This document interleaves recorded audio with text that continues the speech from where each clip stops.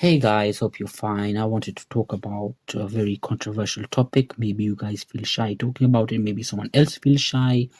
Maybe you're just curious. Okay, maybe you're looking to improve yourself. I don't know why you're here, but hey, I want to talk about why we look for our ex in other potential partners. All right. So, human relationships are complex and filled with deep emotions and memories. You know that if you lived a good enough life, if you lived long enough in this world, you'd have some experience with that. People come and go. So, when we end a romantic relationship, it often leaves a very important impact on our hearts and minds. And it's not uncommon to find ourselves looking for our ex in new potential partners. And this behavior can be explained through both philosophical and psychological lenses. So, the first thing I want to talk about is the nature of attachment. And from a psychological perspective, our attachment style plays a very, very important role because in attachment theory, right, there is the suggestion that our early relationships with caregivers, such as your mom or dad, or maybe your stepmom, your stepdad, whoever looked after you, shapes our attachment patterns well into adulthood. So let's say if we had a secure attachment, okay, with our caregivers, then we might seek similar security in future relationships. But if we had a insecure attachment, we might unconsciously look for traits in new partners that mirror those of past relationships, even if they were problematic. So when we date someone, we create emotional bonds and memories. And these bonds often include shared experiences, inside jokes, intimate moments. Maybe your girlfriend or your boyfriend, they talked in a certain way. Maybe they did certain things. They were energetic. Maybe they wrote LOL, LMAO, FR, all these things. Maybe they just was something that talked to you, that stimulated your mind. So, what you've done is you've created these moments that are hard to forget. And our brain, our stupid brains, right? They're seeking something that is known to us. They're giving you comfort. So you may look for these traits and experiences in new partners because you're used to it, right? And this is a way that we recreate the sense of security and happiness we once felt. Right? Until now, maybe it sounds quite basic to you. Maybe you think, oh, okay, so basically I had good memories with this person, and here we are. I'm looking for them in other people. Well, it's not that simple. Because if we talk about the role of memory, then we would know it plays a crucial role in our desire to find likewise people, to find our ex in others, right? To find things that we relate to, that we are comfortable with, that we've maybe experienced. So our memories of past relationships are often idealized. And do forgive me if you can hear things in the background. I actually live next to an airport. Can you believe that? Right. And guys, I just make podcasts because I just want to share things with you. I don't have the equipment, right? I just do this because I like doing it, okay? Anyways, we tend to remember the good times more vividly than the bad. And this selective memory, it's called selective memory, it can create a longing for the positive aspects of our past relationships, which then, of course, leads us to seek similar qualities in new partners. And memory also serves as a bridge between our past and present selves. Our past relationships are part of our personal history and identity, is it not? Right?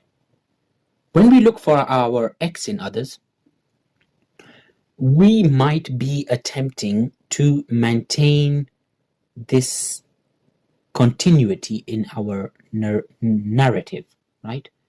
Because it helps us feel grounded and understand our personal journey better. And this desire for familiar things, okay, stems because humans are creatures of habit. Humans like things of habit. We are drawn to what is known to us because it feels safe and predictable. And in a world of uncertainties, the familiar offers a sense of stability. When we enter a new relationship, finding traits similar to our ex provides a comforting sense of deja vu.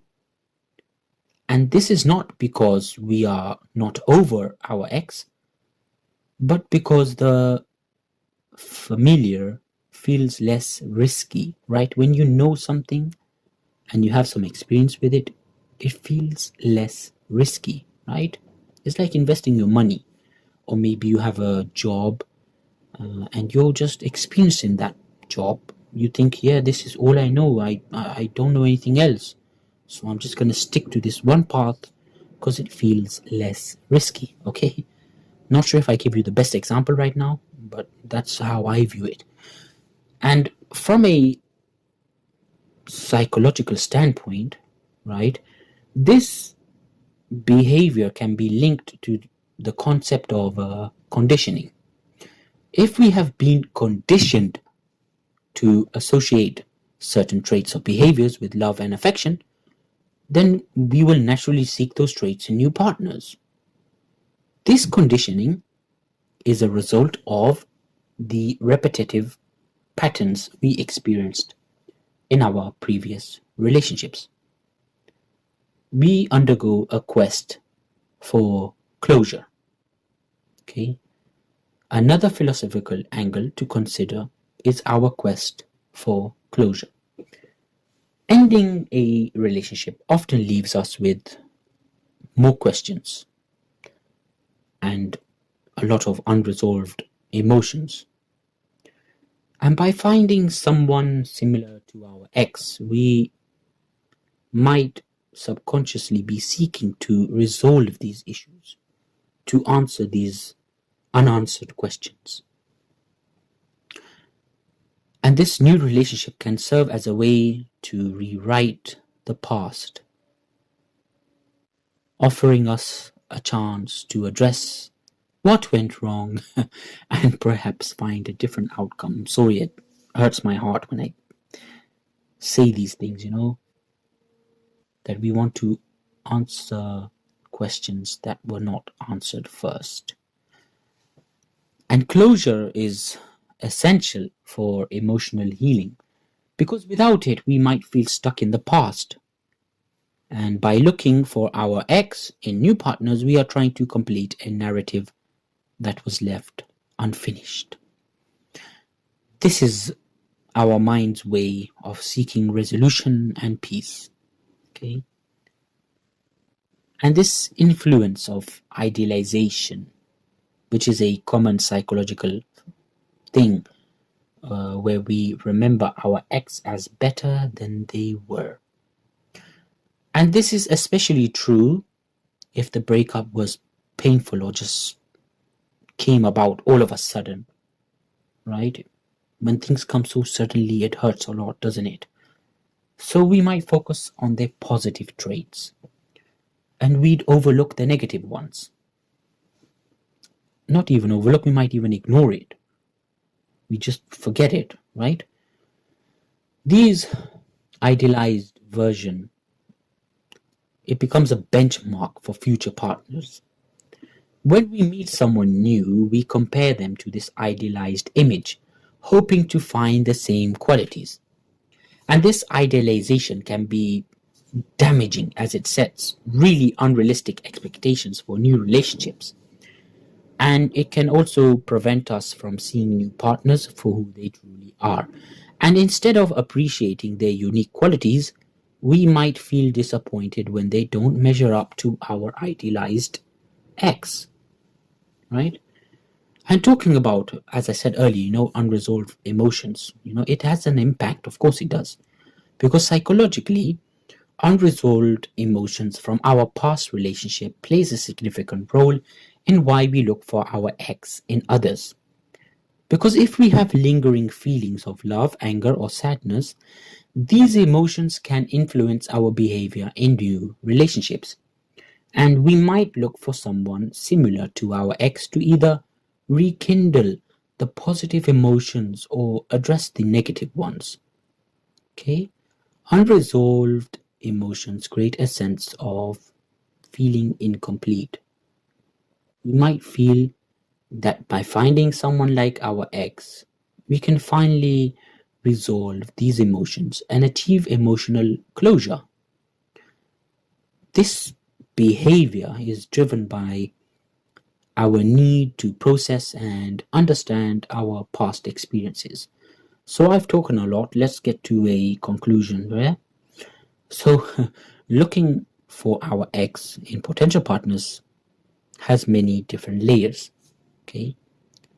It's a multifaceted behavior influenced by psychological patterns and philosophical musings. Right? It's a testament, it's proof for our need of something known to us. It's proof of wanting closure. It's proof of wanting continuity in our personal narratives, in our personal journey. It's proof that we want answers to questions that were never answered before.